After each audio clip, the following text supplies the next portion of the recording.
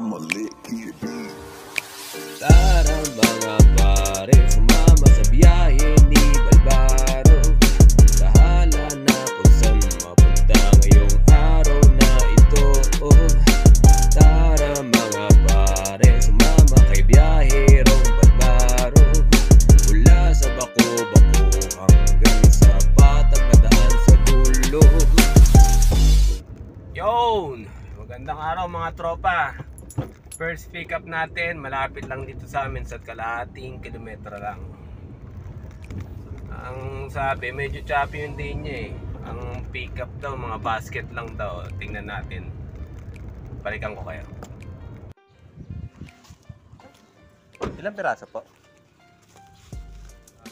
8 bundle tsaka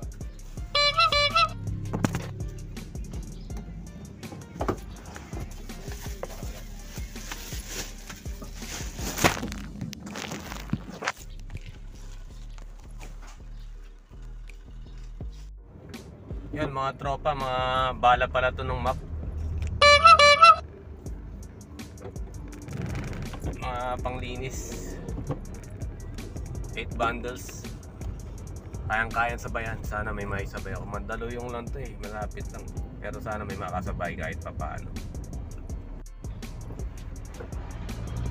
Medyo matraffic mga tropa, no.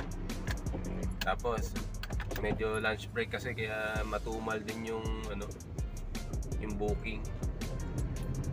Kaya magano muna ako. Gusto nyo pang maging ano rin, maging partner ng Lalamove? Kung meron kayong kotse na 2010 pataas na model, pwede nyo ipasok dito yan sa Lalamove.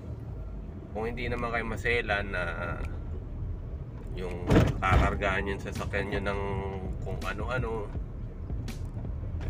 Pero dito naman pwede naman kayo mamili, pwede naman nyo ipa-cancel kung kaya nyo yung ikakarga.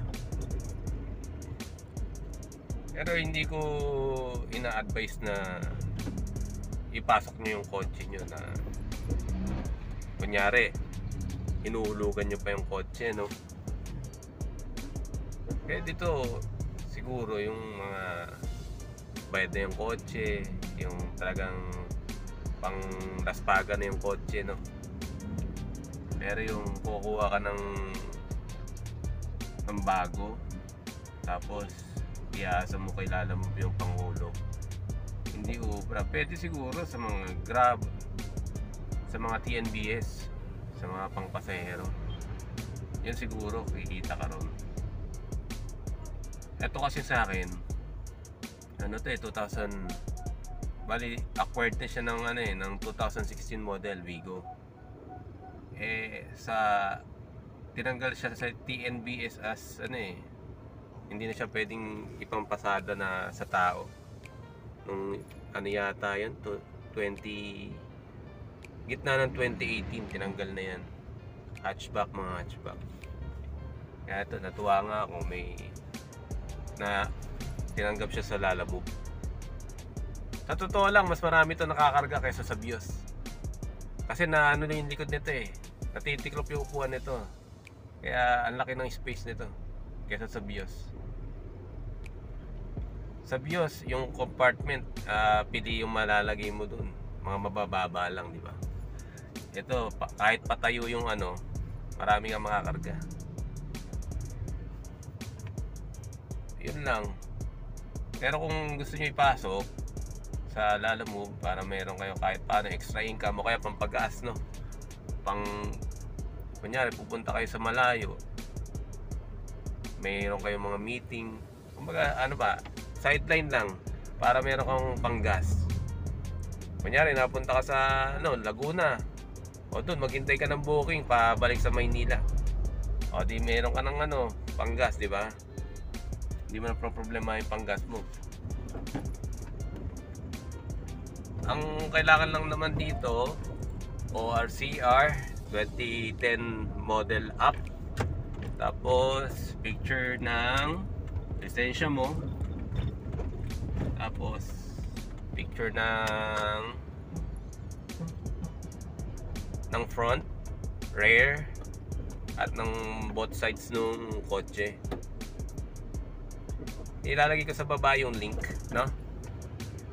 Kung gusto nyo, i-click nyo yung link na to o kaya sa comment section para isang click nyo lang nandun na kaagad.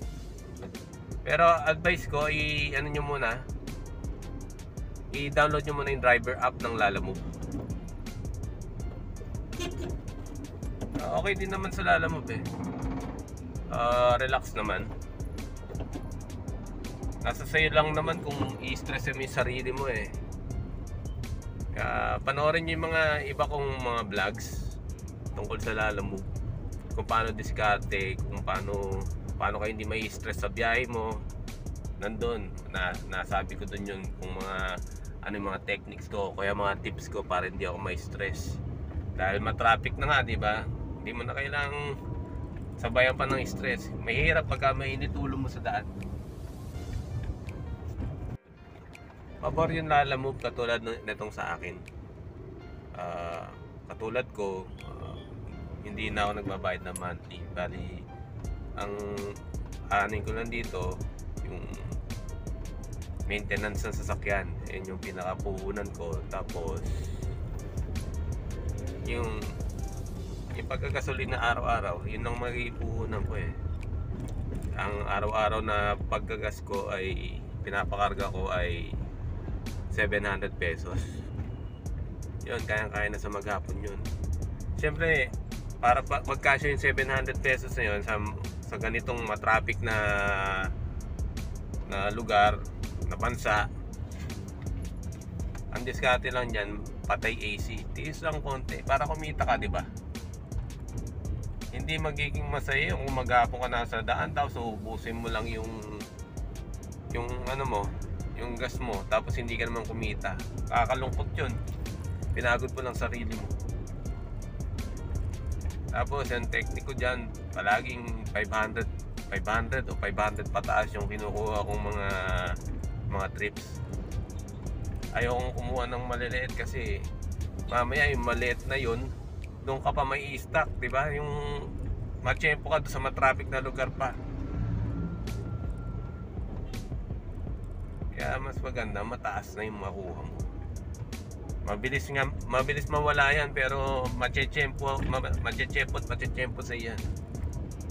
Minsan yung pinakamataas na search pa nga makukuha mo eh. Pero hindi ko ina-advise to. Kunyari magba-boundary ka pa, no? Magba-boundary ka pa, mahihirapan ka dun. Kasi pupursigin mo talaga, kumita ka ng malaki. Eh, sa totoo lang, humihinto ang request pagdating na ng mga alas 8, alas 9 ng gabi, humihinto na yan. Lahat na mare-receive mong request ay puro scheduled na. Kaya dapat may oras ka ng alis. Ako kadalasan sa pag-alis ko, nakakakuha ko madalas ng booking around 10:30 AM. Yan. Tapos nakakuha ko ng last na booking around 6:30 to 7 PM. Yan. Itong nakuha ko ngayon pa Mandaluyong. Sa Mandaluyong talaga hindi ka masisiro dyan. Hindi ka nasasabayan to kasi ang lapit lang eh. Tapos ang tumal ng request kasi nga lunchtime. Kaya ito mga tips lang para sa mga nagbabalak na ipasok yung sasakyan nila para meron nga naman extra income kaysa naka-stock, diba? Pero ang dami kong napapanood na mga vlogs tungkol sa Grab Express. Ito pwede to sasakyan ko doon eh. Kasi logistic din. Tapos logistic, meron din silang puro airport lang daw. Tapos may nakita ako dito, hindi ko maalala kung sino yung vlogger na yun eh. Cavite to ano lang, to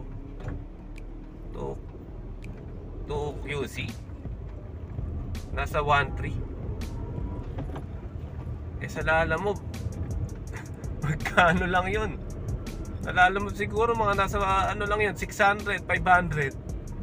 Oo. Ang Lalamove, napapansin ko dyan, matataas ang bigay nila sa panorte, north, pabulakan, yan, mataas. Mapapansin mo yan, pagka sinwipe mo yan, titingnan mo yung distance na ng drop off. Nasa 24, 25 kilometers lang away. Pero mataas na yung fare nun. Nasa 500, 600. Hindi ka tulad dito pa Maynila or pa Angono, Marikina.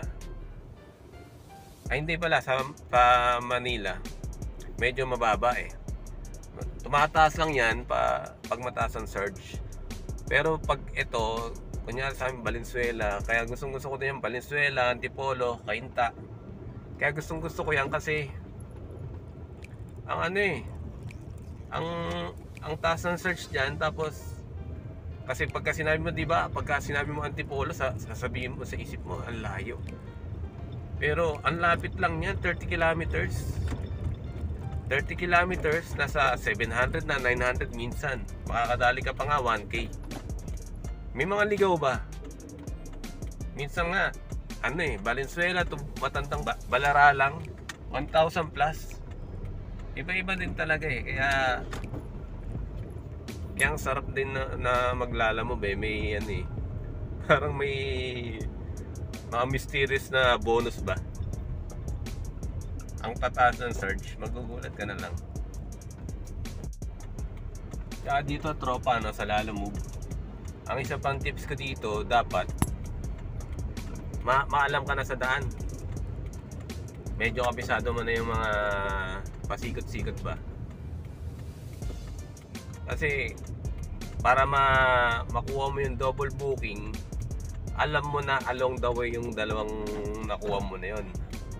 Kasi yari ka doon pagka nakuha mo magkasaliwa, Diyos ko, para ka naglason nun. Kunyari na-pick up mo na parehas, no? Tapos mali ka pala ng tansya, magkalayo pala, o kaya saliwa. Nako, kunyari na lang pa south o kaya pa norte, no? Pagkasama, paano yun? Ubusin mo lang gasolina mo, no? Lugin-lugi ka.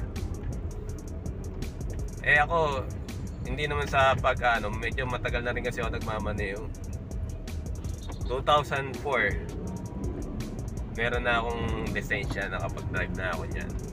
2004, ano pa yung ano nun, mga code 1, 2, 3 na ako nun. Motorcycle, tapos 4 wheels, tapos 6 wheels, 10 wheeler, yan. Tapos medyo marami na rin ako napuntahan dito sa Luzon, sa Maynila, yan. Medyo matagal na rin ako naman ng kalsada. Kasi bago pa lang ang Uber, tsaka bago pa lang yung Grab. Yan, nasabak na ako dyan. Hindi naman madaling makabisaduhin. Dati talagang sandal lang ako kay Waze. Tapos may inang klase pa yung mga cellphone ko nun, nagahang. Yung ililigaw ka ni Waze. Yan ba isa pang tips na kailangan mong maging maalam din sa daan para mas maganda yung biyahe mo, mas maganda yung kita. Okay, tip tayo kagad ng 120 pesos, no? Okay siya, okay, maganda yon. Ito na boss, oh. Mga tropa, ayun, no? So, mga tropa, nag-aabang tayo ng ng susunod na booking. Pangalawang booking ba? O double book natin to.